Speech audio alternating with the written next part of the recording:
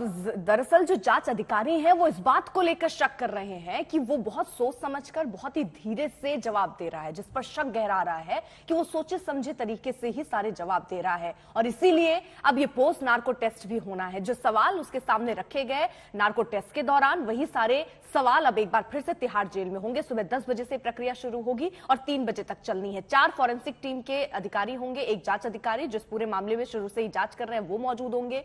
ये जांच की जाएगी कि पॉलीग्राफ नार्को में कहीं वो झूठ तो नहीं बोल रहा है।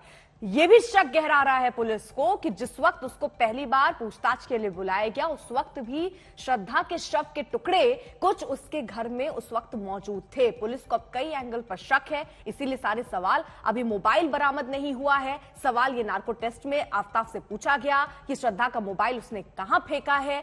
उसने कहा कि मुझे याद नहीं है मैंने वो मोबाइल फोन कहां फेंका है। तो आज भी सारे सवाल उससे होंगे, एक एक सवाल पर जवाब लिया जाएगा। सवाल यह भी पूछा गया कि उसने श्रद्धा को आखिरकार क्यों मारा, तो उसका कहना था कि श्रद्धा के साथ वो नाराज था, गुस्से में था और इसीलिए उसने उसका मर्डर किया। अरविंद ओझा हमारे साथ, हमारे सहयोगी इस वक्त जुड़ चुके हैं और अपडेट के साथ। अरविंद, ये आज जो पोस्ट नार्को टेस्ट होना है, ये किस लिहाज से बहुत महत्वपूर्ण और इसकी प्रक्रिया क्या रहती है?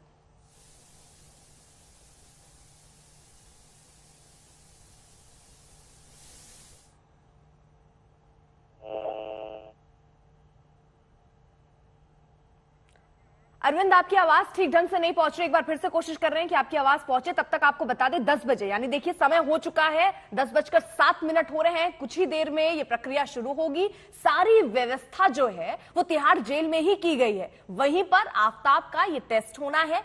4 फॉरेंसिक टीम के अधिकारी होंगे, एक जांच अधिकारी होंगे। अरविंद,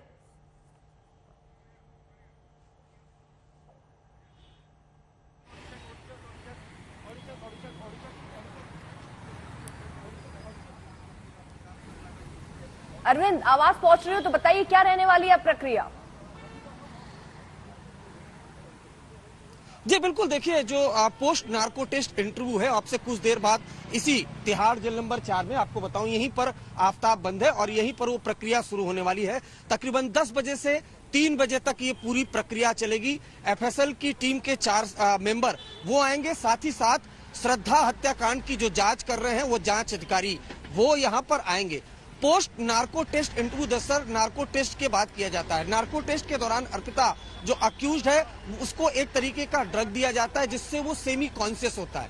उसके बाद चूंकि 24 घंटे बाद जो अक्यूज्ड है उसको ये बताया जाता है कि आपने नार्को टेस्ट में ये बातें कही और इस दौरान उसका रिएक्शन देखा जाता है। उसके अलावा पॉलीग्राफी टेस्ट भी हुआ है, उसमें जो कुछ भी ऑब्जर्व किया है वो अक्यूज को बताया जाता है। वो तमाम वो सवाल कि नार्को टेस्ट में उसने क्या क्या बताया और फिर पूछा जाता है कि क्या ये जो आपने बताया क्या ये वाकई सही है या नहीं है। तो इस दौरान ये एक प्रक्रिया है। उसके अलावा अरविंद, जैसा आप जानकारी दे रहे हैं, एक और अपडेट देखिए इसी से जुड़ी हुई सामने आई है, जहां पर आफ्ताब हाई रिस्क वाला कैदी है, लिहाजा तिहाड़ में उसकी सुरक्षा बढ़ा दी गई है।